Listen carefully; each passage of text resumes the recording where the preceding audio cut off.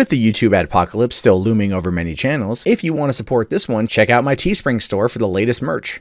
Hey, what's going on, everybody? My name is Matt Jarbo. This is 3 Buck Theater, and this is kind of a fun video to make. I'm not going to lie. I'm legitimately excited for Legally Blonde 3, right? Never thought I'd say that.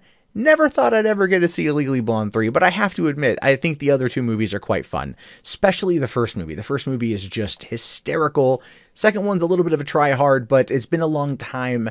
They can come back into it now and make it something for the new generation. Now, it says Reese Witherspoon, MGM, bringing the gang back together for Legally Blonde 3. Now, we're in that time right now. We're old is the new, right? We're reboots and reimaginings and sequels and prequels and really long awaited sequels to films that we never thought we'd see a sequel to or get another sequel to are happening, because this is kind of where things are. It's easier to play on nostalgia than it is to create something new, which ultimately is not true, but it's how Hollywood banks it.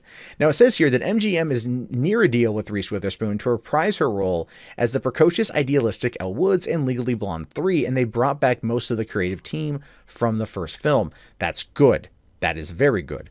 Now, the pick is coming together quickly. Kirsten, Kiwi Smith, and Karen McCullah, who adapted the Amanda Brown novel for the 2001 first film, are in final talks to write the script. Original producer Marc Platt and his Platt Productions president Adam Siegel are producing, and they will be joined this time by Witherspoon through her Hello Sunshine banner. So that's good. You get the two original writers, and I thought they did a great job adapting the novel. The producers did a great job crafting this very fun world of Harvard, you know, for a 2001 comedy, right? That, like, I didn't want to see until my mom rented it for my sister and I watched it with them, and I thought, oh, it's great. This is great. And then I found out that one of my friends is actually in the movie. She's cut out of the opening of the film when they're in the sorority, but she gets royalties from the movie, even though her part was cut. It's funny. That's my only like legitimate connection to that movie, as a friend of mine. Now, it's been 17 years since the original, and a sequel, Legally Blonde 2, Red, White, and Blonde, came out in 2003. But the film has been a staple for young female audiences who rediscovered it on DVD or through the hit stage musical that continues to tour. The original grossed $141 million on a budget of $18 million, and the sequel brought in $124 million on a $45 million budget.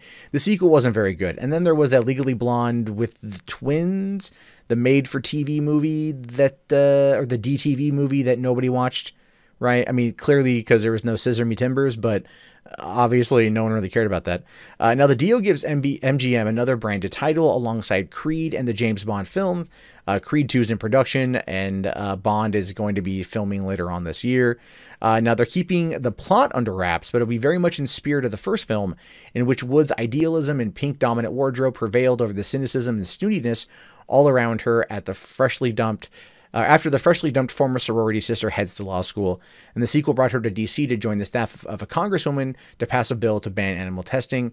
The intention here is to make this about female empowerment, a message that hits at a fortuitous time in the culture. The feeling that is to draw back the audiences that grew up with the original film and find a new global audience. And you know what? I'm not going to lie. I agree with that, actually. I think that if you're looking for a positive female role model in movies, which there always should be, right? Having Elle Woods as that particular character is great. She's completely self-driven, completely self-motivated, never looks at anything as being too hard of a challenge to tackle, promotes exercise, promotes fitness, promotes good living and just being happy and doing what you want. And I'm not going to lie, like, that's great. I'm all for that. I'm 100% for that.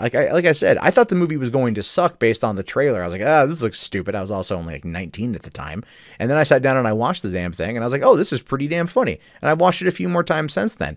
And I took my kid sister to go see Legally Blonde 2 when it came out in theaters 2 years later, to which case we both were kind of a little bit, hit or miss on, but still, I mean, look, if you want to bring it back and bring the original creative team back and take it into contemporary times, I am 100% all for that.